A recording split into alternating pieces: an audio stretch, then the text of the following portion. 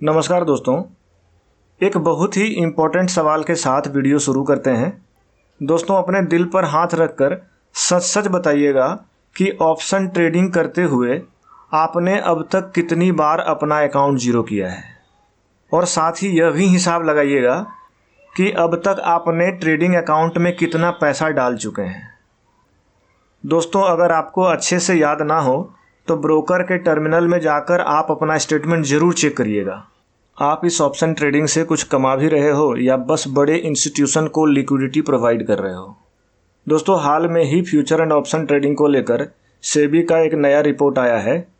आज के वीडियो में हम उस रिपोर्ट को एक ऑप्शन बायर के पॉइंट ऑफ व्यू से समझने का प्रयास करेंगे। दोस्तों, वीडियो में आगे बढ़ने से पहले सबसे ज़रूरी बात, यह वीडियो केवल एजुकेशनल और इन्फॉर्मेशन पर्पज़ के लिए है। दोस्तों, जो सेबी की नई रिपोर्ट आई है उसमें एक इंटरेस्टिंग पिक्चर सामने आई है। रिटेल ट्रेडर्स कम हुए। पिछले साल FY 2025 के जो रिपोर्ट आए थे उसके मुकाबले इस साल फ्यूचर एंड ऑप्शन ट्रेडिंग में रिटेल ट्रेडर्स की संख्या कम हुई है और टोटल लॉस भी कम हुए हैं, लेकिन एवरेज लॉस पर ट्रेडर जो है वो बढ़ गया है। तो दोस्तों, चलिए सीधे रिपोर्ट के नंबर्स को समझने का प्रयास करते हैं। अगर यहाँ सबसे पहले देखें, जो पिछले साल सेबी की रिपोर्ट आई थी उसमें total traders 96 lakh individual FNO trader की संख्या थी, जबकि इस साल के रिपोर्ट में यह संख्या गिरकर 87.5 लाख हो गया है। यानी कि पार्टिसिपेशन में रफली 18% की गिरावट आई। अब अगर पिछले साल के मुकाबले लॉस का कंपैरिजन करें, पिछले साल के रिपोर्ट के अनुसार जो लॉस था वह था 1.12 लाख करोड़, जबकि इस साल यह लॉस 91,685 करोड़ हो गए।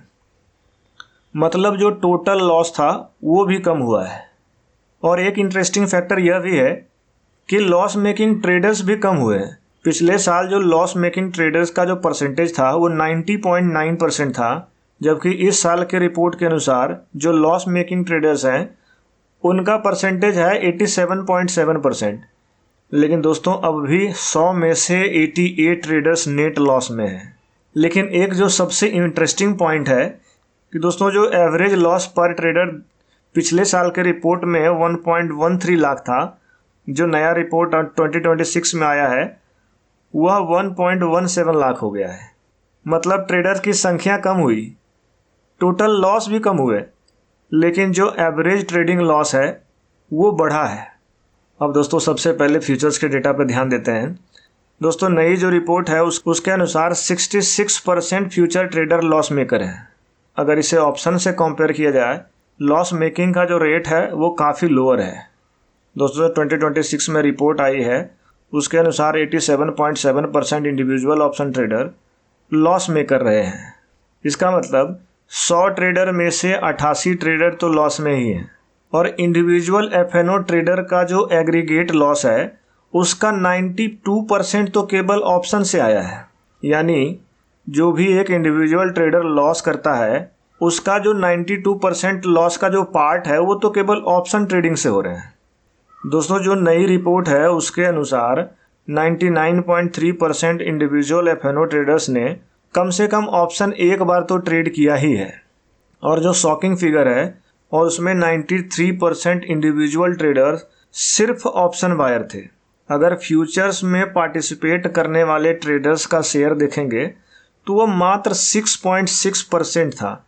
यानी कि इस रिपोर्ट के अनुसार ज़्यादातर लोग जो ट्रेड किए वो ऑप्शन में ही किया, और जो लॉसेस भी हैं उसका मेजर कंट्रीब्यूशन भी ऑप्शन से ही है। इससे ये साफ पता चलता है कि रिटेल ट्रेडर्स का जो FNO में नुकसान हो रहा है उसमें सबसे बड़ा रोल ऑप्शन का है। इस रिपोर्ट के अनुसार 93% ट्रेडर्स केवल ऑप्शन बायर थे, और उसमें से 90% ने नेट लॉस किया है। दोस्तों, अगर यहाँ आप ऑप्शन बायर के सक्सेस रेशियो को निकालेंगे तो मात्र 3% लोग ही नेट प्रॉफिट में थे। दोस्तों, यह रिपोर्ट चिल्ला कर बता रहा है कि ज़्यादातर रिटेलर ऑप्शन बाइंग करते हैं। तो दोस्तों, सेबी के नए रिपोर्ट के अनुसार जो पिछले साल के मुकाबले इस साल में सुधार हुआ है वह यह हुआ है कि पार्टिसिपेशन लगभग पिछले साल के मुकाबले इस साल 18% नीचे गिरा है। दोस्तों, सेबी के इस रिपोर्ट में एक और नंबर बहुत इंपॉर्टेंट है। जो ट्रेडर 100 से ज़्यादा दिन एक्टिव रहे वह सैंपल का सिर्फ 42% थे, लेकिन उन्होंने 94% टर्नओवर जनरेट किया और 87% टोटल लॉस। तो दोस्तों यहाँ सिंपल मैसेज है कि ज़्यादा ट्रेडिंग का मतलब ज़्यादा अर्निंग नहीं होता है। कभी कभी तो इसका मतलब सिर्फ इतना होता है कि ज़्यादा ट्रेड्स, ज़्यादा चार्जेज और ज़्यादा मिस्टेक्स, और दोस्तों यह खासकर ऑप्शन बाइंग में होता है। तो दोस्तों इस रिपोर्ट के सबसे जो की पॉइंट्स रहे उसमें सबसे पहले यह है कि 93% केवल ऑप्शन बायर थे, जिसमें 90% लोगों ने नेट लॉस किया। यह पॉइंट ऑप्शन बायर के पॉइंट ऑफ व्यू से बहुत इंपॉर्टेंट है और एक ऑप्शन बायर को हमेशा इस डेटा को दिमाग में रखना चाहिए। और दूसरा जो ऑप्शन बायर के पॉइंट ऑफ व्यू से मेन की पॉइंट था वह था ओवर ट्रेडिंग। यही वो दो चीज़ है जिसके चलते ऑप्शन बायर सबसे ज़्यादा लूज़ कर रहे हैं। दोस्तों एक बात मैं बहुत अच्छे से समझता हूँ कि एक रिटेल ऑप्शन ट्रेडर्स के पास कैपिटल नहीं होने के चलते वह केवल ऑप्शन बाइंग ही अफोर्ड कर पाता है। दोस्तों इस रिपोर्ट का सीधा मतलब है कि आज भी ऑप्शन में ट्रेड करने वाले 10 में से 9 ट्रेडर लॉस ही कर रहे हैं, और ख़ासकर ऑप्शन बायर की बात करें तो मात्र 2 से 3% ऑप्शन बायर पॉजिटिव में है। दोस्तों इस रिपोर्ट के अनुसार मात्र 1% इंडिविजुअल ट्रेडर ऐसे थे जो नेट 1 लाख से ज़्यादा कमाए। दोस्तों यह डेटा फ्यूचर एंड ऑप्शन दोनों मिलाकर है। अगर केवल ऑप्शन बाइंग की बात करें, यह जो सक्सेस रेट है वो बहुत बेकार है। दोस्तों मेरा तो मानना यह है कि शायद 1000 में कोई एक ऐसा ट्रेडर हो जो ऑप्शन बाइंग में ठीक ठाक प्रॉफिट किया हो। इसका मतलब दोस्तों साफ है कि जो आप ऑप्शन बाइंग करके पैसे बनाने के जो हसीन सपने पाल रहे हो, उस सपने को आप ऑप्शन बाइंग से पूरे नहीं कर सकते। दोस्तों ऑप्शन ट्रेडिंग में खासकर मैं ऑप्शन बाइंग की बात करूंगा, मेरे समझ से ऑप्शन बाइंग में पूरी पूंजी से ट्रेड करना सबसे खतरनाक बात है। चाहे आप कितना भी 30 मार खा क्यों ना हो, कितना भी अच्छा आप मार्केट को समझते हो, आप अच्छी एनालिसिस करते हो, अगर आप लालच बस पूरा कैपिटल डालकर ट्रेड करते हो तो मैं आपको लिख कर दे सकता हूँ कि आप 5 से 7 लूजिंग ट्रेड भी सर्वाइव नहीं कर पाओगे। दोस्तों अगर आप यहाँ ऑप्शन बाइंग करके पैसा लगातार लूज करते जा रहे हैं तो दोस्तों मैं आपसे कहूँगा कि आपके पास जो पैसे बच गए हैं इस ऑप्शन ट्रेडिंग में लूज करने से अच्छा है कि आप अपने चाहने वालों को कुछ दिला दो। हो सके तो अपने ऊपर कुछ खर्च कर लो। उस पैसे को यहाँ डुबाने से ज़्यादा अच्छा है कि कहीं घूम आओ। इसलिए दोस्तों आपसे हाथ जोड़कर विनती है, अगर आपको यहाँ से पैसे कमाने हैं, क्योंकि ऑप्शन एक हाई लेवरेज इंस्ट्रूमेंट है, तो इसके लिए आपका रिस्क मैनेजमेंट भी बहुत तगड़ा होना चाहिए। और दोस्तों ऑप्शन बाइंग में सबसे पहला फोकस जो आपको रखना है वह इस बात पर रखना है कि आपका कैपिटल बचेगा कैसे।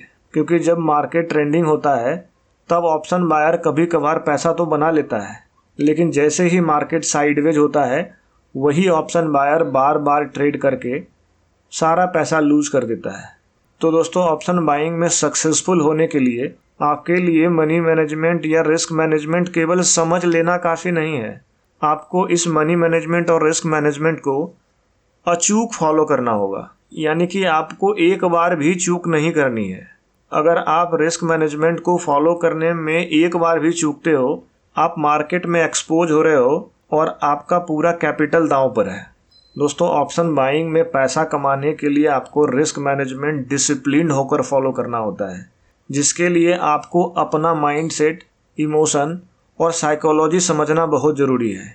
आप सबसे पहले अपने आप को समझो कि कब आप रिवेंज में पूरी पूंजी से ऑप्शन बाइंग कर डालते हो और कब आप ओवर ट्रेड कर बैठते हो। सबसे पहले आप अपने बिहेवियर को नोट डाउन करना चालू करो। दोस्तों मार्केट के मूव पर किसी का कंट्रोल नहीं है, लेकिन आप अपने ऊपर कंट्रोल रख सकते हो। दोस्तों अगर आप अपने बिहेवियर को समझने लगोगे, आप अपने इमोशन को कंट्रोल करने लगोगे, रिस्क मैनेजमेंट और मनी मैनेजमेंट को डिसिप्लिन के साथ फॉलो करने लगोगे, कि ट्रेडिंग में आपका सर्वाइवल तो पक्का हो जाएगा, लेकिन प्रॉफिटेबल होने के लिए बहुत से एजेज को एक साथ लाना पड़ता है। दोस्तों जब तक आप ऑप्शन बाइंग में अपने आप को कंट्रोल करना नहीं सीखोगे, आपका अकाउंट जीरो होता ही रहेगा। आप चाहे जितनी बार अपने अकाउंट में पैसे डाल लो, वो अंत में जीरो ही होगा। ठीक है दोस्तों, आज बस इतना ही। मिलते हैं अगले वीडियो में। तब तक स्वस्थ रहिए और मस्त रहिए।